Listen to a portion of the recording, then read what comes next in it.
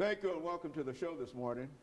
The topic this morning is challenges of African American youth, and we're fortunate to have with us this morning to talk about some of the challenges faced by African American youth today, members of the National Association for the Advancement of Colored People, brought to us this morning by Pastor KWalker. And Pastor Walker, let's have you to give us some information, make some statements in reference to your background, education, and some of your experiences, and then introduce the individuals that you have with you this morning, and then we'll give them an opportunity to say something about their background, and then we'll get into this second segment, and then we'll start talking about some of the challenges. Well, first of all, Dr. Haynes, let me say thank you to you again for giving us an opportunity to come on here and talk about some of the issues that we feel like are very necessary to talk about. Your program has always been a forum that gets the information out. It's very informative. So I just want to thank you first and foremost for that. My name is Kelvin Walker. I pastor the Hands of God Christian Church. We're located at 600 North 2nd Street out here in East Nashville. I was born and raised here in Nashville. Made an attempt through the public school system to get an education. I was one of the bad guys, and that didn't work out too well, but I ended up going into the Navy, spent a little time in the Navy, got out, Navy, went through OIC, got a GED, went to Tennessee State for a little while, didn't make it there, was strung out on drugs all during that period of time, and ended up incarcerated in the state prison system, and got out of there, continued a life of crime, and then in 1986, God called me into ministry, and I've been doing works of ministry ever since. Got involved with the NAACP a few years ago, met some very, very good people that are here right now with me, and just like to introduce Ms. Sydney Pritchard. She's the president of the NAACP Youth, and Mr. Joe Goldthread, he's the chairperson of the Youth Advisory Council, of which I'm a part of, and I'm delighted to be working with Joe because he's got a history with the NAACP that dates back to his childhood, so I'm delighted and just really excited to be working with him. Ms. Pritchard. Yeah, Ms. Pritchard, why don't you give us some information about yourself, background, education, that kind of information, and then Mr. Goldthread will give us some information, and then we'll end this first segment of the show for today. Well, I'd like to thank you for letting us on here today. My name is Sydney Pritchard. I'm the president for the Youth Committee and Council for the NAACP. I'm a native Nashvilleian. I go to Hume-Fogg High School. I'm a sophomore, and that's about it for the most part. Very good. Ms. Goldthread, give us some information. Since she, as a sophomore, really don't have that much of a life, she's telling us. But let's talk about, let's give you an opportunity to take some of her time to tell us about yourself. Well, my name is Joe Goldthread. I graduated from Pearl High School, went to vocational tech out there on White Bridge Road, trades. Trades has been my lifelong success. I lived here in Nashville for all my life. I've been with the NAACP for 55 years.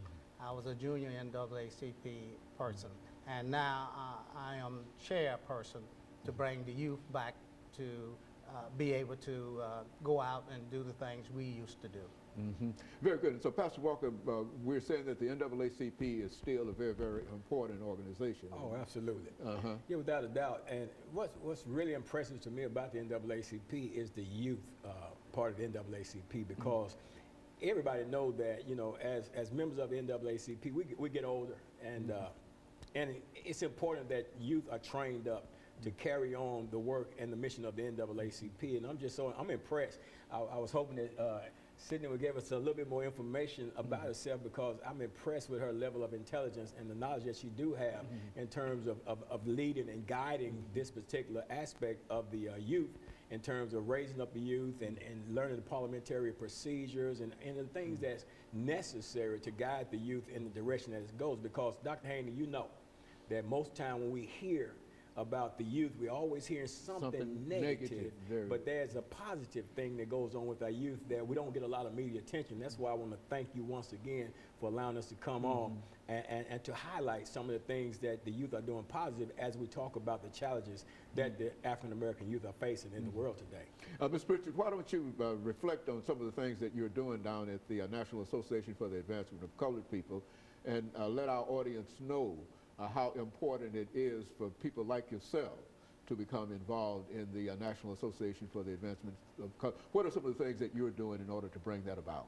Well, mainly in the recent months, we started a new chapter, the youth chapter, during the summer months, and mainly it's been recruiting, it's been training, it's been making sure that all the youth that are involved in our organization are properly trained and aware of all the things that are going on, whether it's the Trayvon Martin case and or the amendments, the 14th, 15th, and such forth, and also the training is how proper conduct and things such forth, like.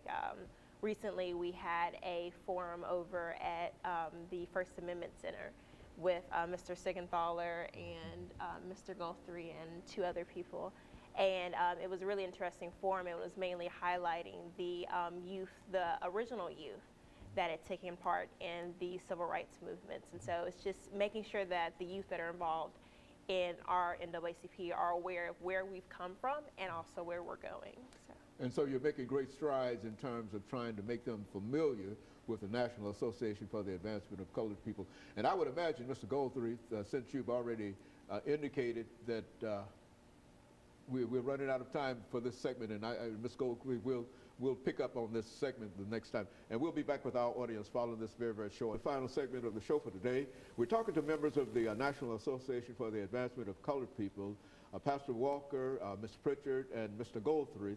All 3 have given us some excellent information in reference to some of the challenges faced by African American youth today. And let's continue that information, Mr. Goldthreath, by looking at some of the things that the NAACP is doing now and has done in reference to making our young people much more aware of the importance of that organization. And of course, Ms. Pritchard will tie into that, and she'll make some statements, and then we'll end it up by having Pastor Walker in a general sort of roundtable kind of discussion in reference to this. Well, one thing that I would always have the opportunity to take a look at is getting parents to support our new program. Our boards are set up for the individuals from 13 and under down to 5. They become presidents, vice presidents, learn the Robert Rule of Order. They learn to be CPAs. They learn to be treasurer. They run their own little organization. Our junior division, youth division, they start out at 19 to 13, and they have their own organization. Thanks to the director of Halley Park, gave us meeting facilities down there where we meet on Saturdays once a month, and they run their own organization. This is what we're trying to do, teach the children to be leaders at a younger age, and they will continue to lead forward. And Ms. Pritchard, that's essentially what you're doing in reference to being the president of the youth organization. How many members do you have in that organization in a real sense? I mean, we have at least 150 regular youth members, and then we have at least about 30 lifetime members. You mean you've got 150 young people that come to a youth organization for the National Association for the Advancement of Colored People? I would say, Pastor Walker, that that's an extraordinary number of young people to get together concerning such an organization.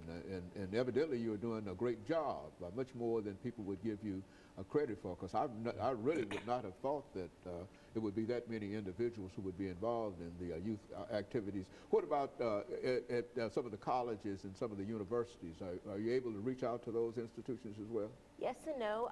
Because of the way that our organization is set up, there's an age limit from each section, the youth and the juniors. And because of the age limit, it's 18. It's either 18 or 21. I'm forgetting at the current moment. But because of that age limit, normally the actual university level and the youth level, we coincide together.